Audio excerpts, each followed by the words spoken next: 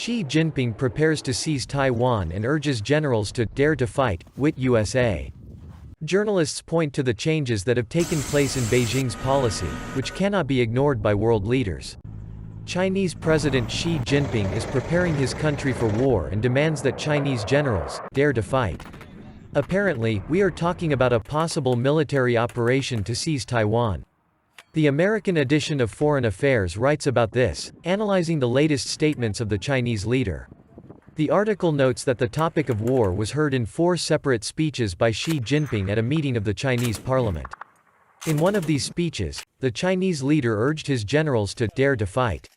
In addition, in early March, the state media of the People's Republic of China published an essay about China's victorious advance under the leadership of Xi Jinping, who cares about strengthening the army.